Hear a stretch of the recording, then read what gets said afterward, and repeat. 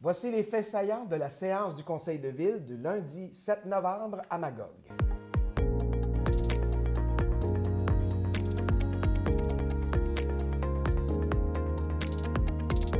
Comme chaque lendemain de séance du Conseil de ville à Magog, je reçois la mairesse Nathalie Pelletier dans nos studios pour parler de ces choses qui ont besoin d'être rehaussées peut-être. Bonjour Nathalie. Bonjour. Alors évidemment, nous allons parler d'abord de la nomination d'un maire suppléant. C'est le point 4.2, ça commençait quand même la soirée. Et les gens, je suis certain, souvent, il y en a qui se disent « à quoi ça sert, dans le fond? » Oui, effectivement. Donc, tous les conseils municipaux ont un maire ou une mairesse suppléante. Nous, historiquement, dans le temps, il y a déjà eu des rotations. À tous les 3 mois, il y avait un changement. Ah. Oui, c'est quand même pas simple parce que ça demande des changements au niveau de la MRC. Si cette personne-là a besoin de me remplacer à la MRC, Ah oui, oui, oui. On trouvait depuis quelques années c'était plus efficient de dire on y va une année à la fois. La personne s'engage. Oui, parce qu'il y en a qui le font pour tout le mandat. Mais ici, à la ville de Magog, bien, certains élus ont manifesté le désir de dire j'aimerais ça essayer ça, moi. Pouvoir Parce avoir... que ça comporte quoi, dans le fond, d'être maire suppléant ou mairesse suppléante?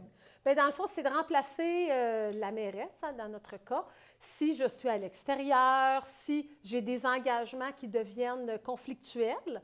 Puis, donc, on peut demander au maire suppléant de remplacer la mairesse. Si je suis à l'extérieur, je suis en voyage. Et ici, bien, tu sais, c'est pas le fun, mais on ne sait pas. Si je pourrais être malade. Hein? Ben oui, c'est ça. On ne sait pas. Ce qui fait en sorte que c'est cette personne-là qui jouerait le rôle de maire s'il arrivait quelque chose pour... Par exemple, des mesures d'urgence. Ben oui, une inondation, un feu, etc. Oui, on ne sait pas, effectivement. Des fois, des médias, s'ils ont besoin d'un événement médiatique, je ne suis pas du tout disponible, bien, c'est cette personne-là qui va être demandée pour commenter. Alors, ça prend quand même quelqu'un qui a un peu d'expérience. Oui, c'est pour ça. Nous, tu sais, les critères, puis on s'entend ensemble, on discute en conseil, puis on arrive à un consensus. Première année, c'était M. Laurando. Hein, ça fait plus de 20 ans qu'il est conseiller municipal. Il avait de l'intérêt, il avait du temps. Là, M. Bilodeau, qui a quand même, dans sa cinquième année, puis lui aussi avait manifesté un intérêt. On a un petit peu allongé le mandat de M. Laurando parce que M. Bilodeau ne sera pas là pour la prochaine séance. C'est important. On a dit, ben oui, on a dit un maire suppléant qui n'est pas là en partant. Pourtant, il est très disponible, mais là, ça s'est adonné comme ça. On a dit, bien, on va allonger un petit peu le mandat de M. Laurando. Donc, il sera là jusqu'en novembre 2023. Oui. Parfait.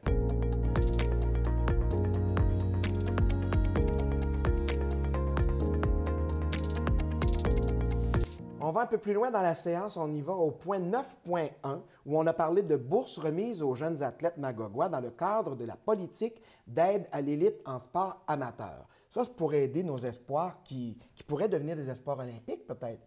Oui, bien, on ne sait pas, hein, effectivement. Ouais. Donc, c'est ça, c'est les athlètes qui sont espoirs, relève, excellence ou bien élite. Alors, à ce moment-là, ces jeunes-là se divisent une enveloppe. Chaque année, la Ville prévoit une enveloppe, c'est ce que je comprends, et qu'ici, on a cette année 6 675 $ qui sera redistribué. Oui, alors ce sont des bourses de quelques centaines de dollars, là, de 200 peut-être à 300, 400 $. Ça paye des inscriptions, tu crois? Oui, parce que des fois, c'est très cher, ces inscriptions-là. Puis comment on le demande? Bien, c'est sûr qu'il faut être un sport fédéré. L'entraîneur a son mot à dire, à voir si l'athlète est effectivement... très performant, c'est ça, et s'il suit les entraînements et tout ça. Puis, nous avons quand même, lors du mois de novembre, nous avons une soirée où on reçoit ces jeunes-là pour justement leur donner un petit coup de pouce. On trouve que c'est des ambassadeurs pour la Ville, puis on veut les encourager à continuer parce que c'est pas facile, c'est des sacrifices, puis c'est beaucoup d'heures de travail. Tout à fait, les faire connaître. Et puis, il y a des âges, par contre, on n'est pas jeune éternellement, là, dans ce cas-ci. Oui, c'est ça. Nous, on est encore jeunes, mais là, dans ce cas-là, c'est 25 ans et moins. OK. Fait que c'est vraiment pour la relève, les jeunes qui sont dans le départ de tout ça, là, qui ont un peu de chemin de fait. Oui, puis on peut dire quand même que lors de cette même soirée-là, là, nous n'en avons pas parlé hier, mais il y a quand même la même chose au niveau des artistes. Ah, OK. Au niveau de la musique, des chants, du chant et tout ça, c'est un peu le même programme. Puis encore là, c'est le professeur qui peut dire, oui, il y a du sérieux, puis il y a du talent. Pour quelqu'un qui va aller vers d'autres formations éventuellement pour se développer. Oui, on essaie d'encourager ces jeunes-là. Ça vaut la peine. Merci. Merci.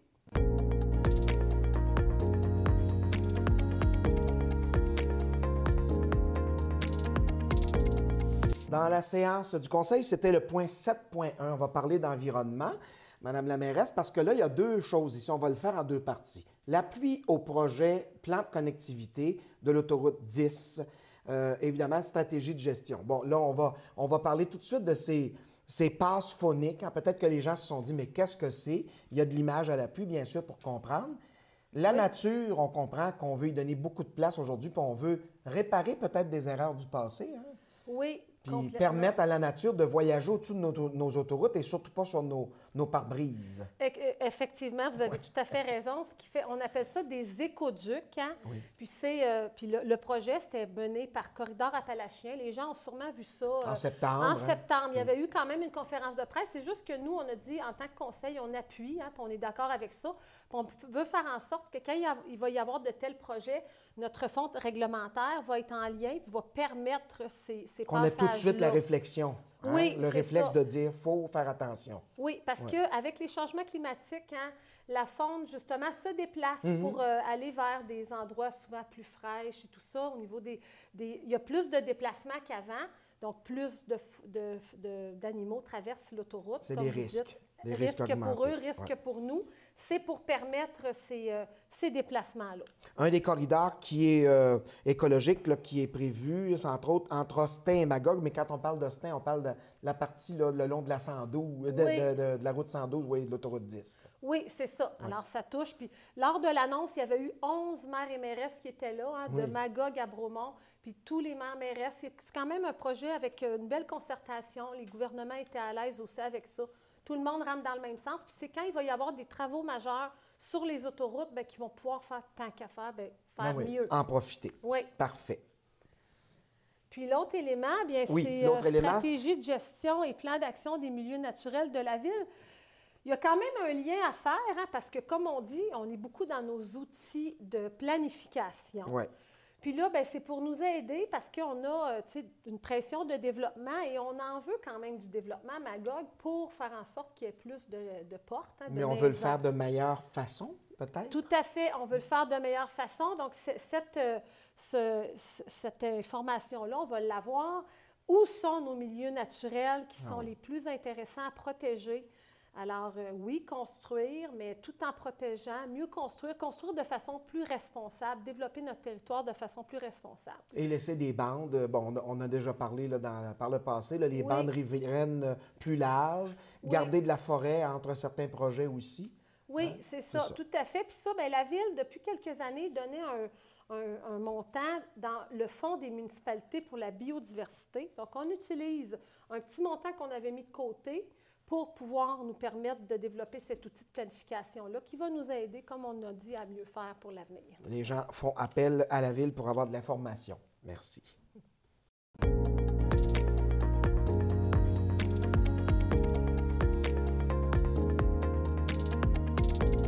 On va maintenant parler de bâtiments. D'ailleurs, dans le Conseil, lors de la séance du Conseil, on a parlé de PIA, d'amélioration de bâtiments.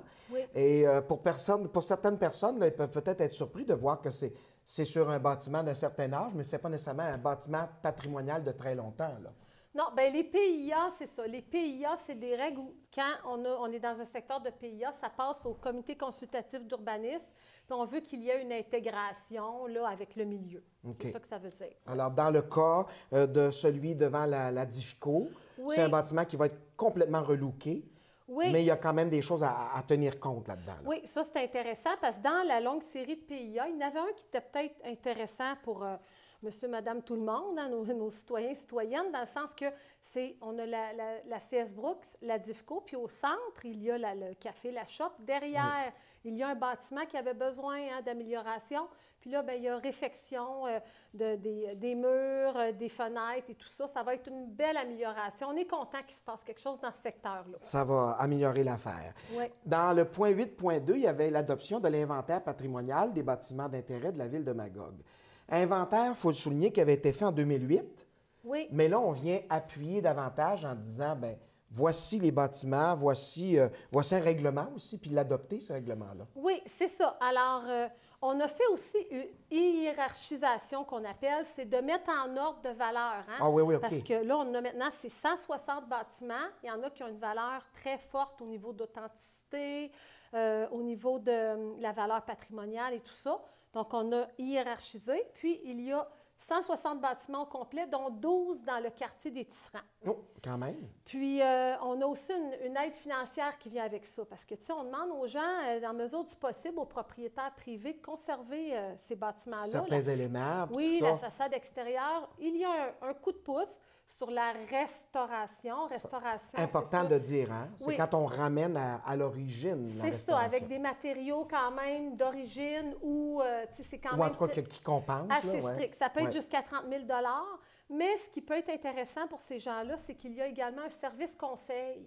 OK. Tu sais, on est propriétaire d'une maison On patrimoniale. ne sait pas trop où commencer. Oui, on dit où commencer, j'ai besoin de refaire, ou je sais qu'il y a eu des transformations qui ont été, qu'on se demande est-ce que c'est réversible ou non. Il y a des gens, des fois, qui achètent une maison et disent j'aimerais ça revenir un petit peu à ce qu'elle était initialement. Oui. Service conseil, 50 $ pour un propriétaire d'une maison et 100 $ pour le propriétaire d'un commerce. Puis, il y a quelqu'un qui va pouvoir leur dire par où commencer. Faire leur un donner, plan là, de ce que oui, ça pourrait... certains trucs, là, ouais. ça peut être très aidant. OK, ça a bien du bon sens. Alors, évidemment, donc, les gens s'intéressent, appellent à la Ville pour avoir le droit à ce soutien financier-là. Oui, sur le site Internet, on pourra mettre l'adresse dans le bas. Parfait.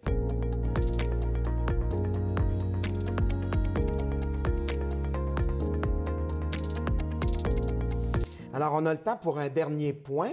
Le 5.3, on va revenir là-dessus, il y avait l'octroi de contrat pour le remplacement des équipements de traitement de la station d'épuration STEP Magog. Ça, c'est dans le but là, de tout changer les eaux, transférer les eaux usées d'Aumerville vers l'usine de Magog. Oui, parce qu'actuellement, on a 2 usines. Une dans le secteur Aumerville, une dans le secteur Magog sur la rue de Hatley. Puis là, ce qu'on veut au final, c'est d'avoir une seule. Une grosse usine, oui. ouais. Mais là, hier, on a donné un premier contrat de 10 millions pour une première étape qui est, parce que ces 2 usines, Aumerville, depuis 2006, c'était saturé. On ne pouvait plus recevoir du tout de débit nouveaux, de plus. débits. Et donc, moratoire sur tout ce qui était développement dans ce secteur-là. OK. Magog, on n'était pas là, mais on était proche. OK. Alors, c'est une mise aux normes de cette usine-là. Pour l'instant, c'est ça. On a eu 7,1 millions de subventions du gouvernement du Québec. On est Ça très allège heureux. un peu, ben oui. Oui, sur 10 millions pour cette première étape.